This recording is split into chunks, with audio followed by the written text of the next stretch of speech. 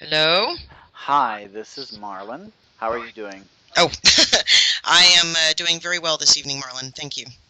Thanks. I'm talking to a system of alters, naming herself for this interview Inner Fugue, and I'll be asking some interview questions, and then I will talk to a couple of alternate selves that inhabit her unconscious mind and gets ask them some questions they uh, let me know they would like to be asked so they can get the information that they would like out into the world out. Are you ready?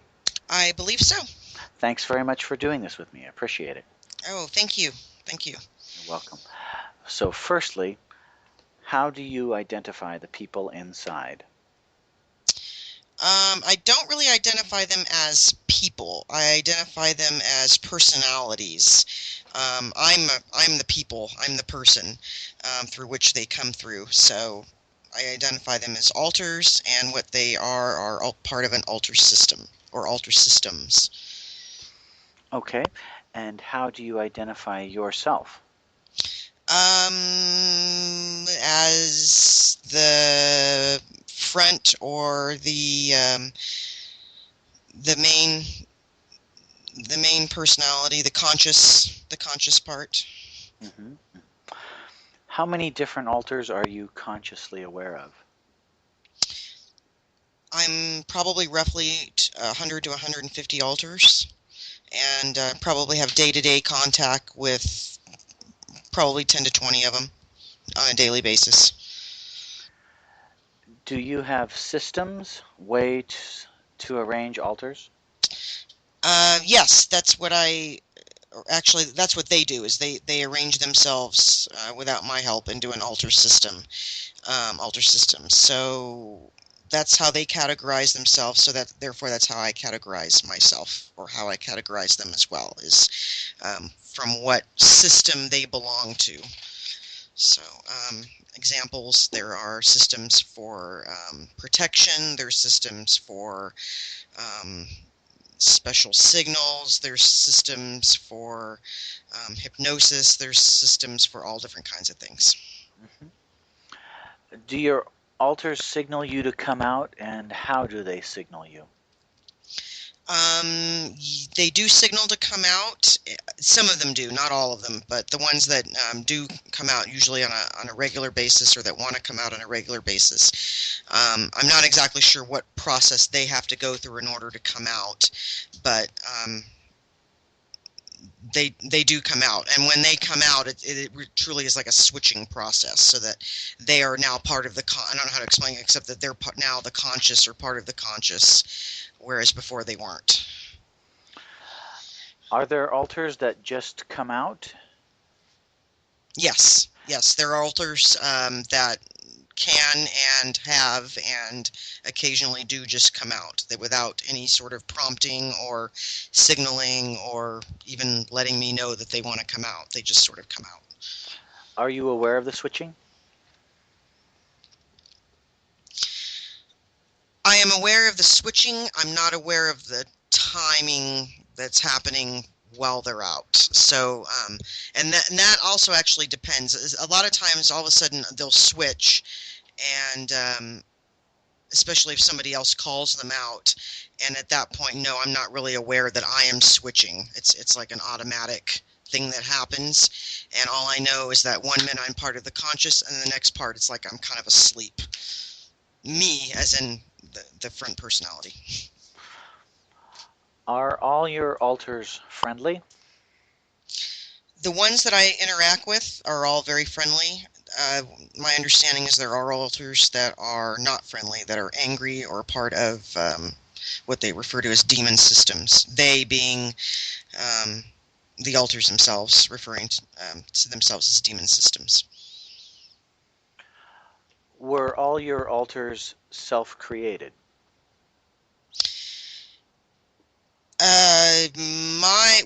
I created all the alters, but as far as through my childhood or whatever it is, and the abuse that I suffered as a child, these alters were created. And some of the alters were actually created by other people, meaning very, very purposely and specifically put into a special alter system designed to for other people, not just myself. Do you have conscious memories of abuse? Yes, I have conscious memories of abuse, probably going back as early as 4 and 5. Do you have alters of different genders or different ages? Yes, I do. I have all different alters. I have alters that identify themselves as the same age as me. I have alters that identify themselves as the gender of males. I also have alters that have different sexuality traits. I have alters that identify themselves as gay males. So all different kinds. When did you discover you had alters? I'm the kind of person that I never forgot that I was abused. I never had a lapse of memory where, I didn't, I mean, not that I thought about it on a daily basis, but I certainly didn't forget that I was abused. The alters probably started, I was probably consciously aware that I had an alter or like DID maybe about 6 years ago, 5 or 6 years ago. Um, And the story that I tend to tell with this is that at the time, one of my main perpetrators died, and after that is when I started actually sort of hearing voices. And actually, at first, I thought that I had some kind of problem. So I thought, schizophrenia. When it very first happened, I actually thought that. So I actually left the television on. That's how loud the voices were. And not really angry or anything like that, but just a lot of voices. Like if I was like in a crowded room where you couldn't really discern one specific voice or conversation, but just a lot of different, like everybody was kind of chattering at once. And then once that happened, from there, we started kind of examining um, what was going on there, and this DID was the best thing that I could come up with for what was actually happening with me. So I am a self-diagnosed person. I am not somebody who has been diagnosed by a psychiatrist or a psychologist, although I have seen therapists on and off my entire life. How did you react and cope with the knowledge that you had DID or that you had inner people that operated independently of your conscious awareness? At first, I was very disturbed by it. Like I said, I didn't know what was going on. I was kind of not embarrassed, but I didn't know how to kind of convey what was happening, and certainly not to other people other than my spouse, who has been very, very supportive, and my partner, who's been very, very supportive in trying to understand all this with me. So I coped with it, I think, very well, mostly because I had a very good support system. If I hadn't had the support system that I had, I don't think I would have been able to do it. And that goes both internally and externally. I have to thank the alters as well for being so open and giving me the information that they were able to give me, and giving information to other people as needed. So. Have you told other friends or relatives? I've told my spouse. I've hinted about it at work. I've told my in-laws. So yeah, I have told a number of people. And what was their reaction? Anywhere from kind of indifference, or maybe not even not surprised, to people who are really, really interested in what's going on. So yeah, just kind of a varied range of interest and varied range of reactions. I know DID is a very controversial psychiatric disorder to have. And, like I said, I can't honestly say I've never been diagnosed by a psychologist or psychiatrist. This is simply my understanding of what's going on to the best of my ability, and the fact that I am 100% convinced that I have separate and distinct personalities inside of me makes me believe that this is what's going on. So anyway, I'm sorry. That's other people's reactions were varied. Does this affect your daily activities?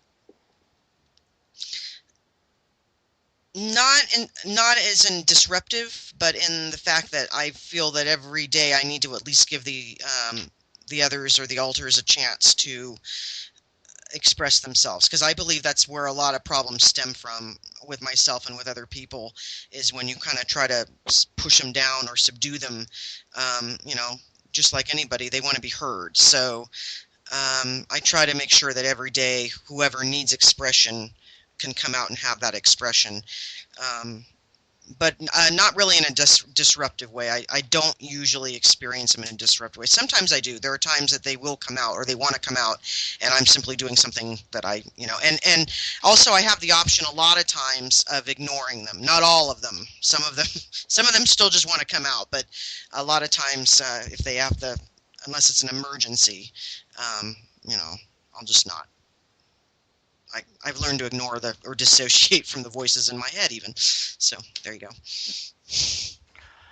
Do you feel you have a good support system? Yes, I do. I feel that I have a very, very good support system. And because of that, that's one of the reasons why I think I'm so together and stable with the whole situation. What diagnoses, medication, or therapy have you received? I've been on a number of psychiatric medications. I've been on Prozac, Zoloft, Paxil, number of over the years. When Prozac first came out, it was really the kind of the wonder drug, and so I was put on that for depression. I've been diagnosed as being clinically depressed.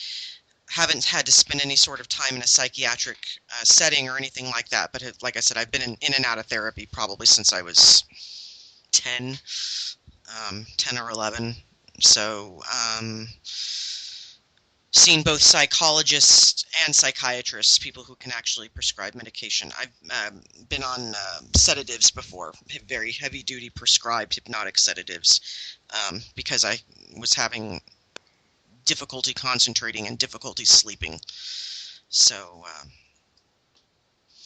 and what can I say? I believe in self-medication these days. Okay, is there any other thing you'd like to add to what you said before we call out some of the inner people that you have that have expressed an interest in talking? No, not really. Just that I hope that this interview kind of spurs other people to at least talk about this. And, even if it's not directly to us, we'd love to receive any sort of feedback that anybody would like to give. I welcome criticism, kudos, whatever it is that people would like to throw my way. I'm more than willing to talk about it, and hope that if nothing else, this opens up communication for other people with this or with similar afflictions or similar disorders. Well, you'll have to watch the YouTube channel. I'm sure if there's any feedback, that's probably where it'll show up. Oh, I'm looking forward to that.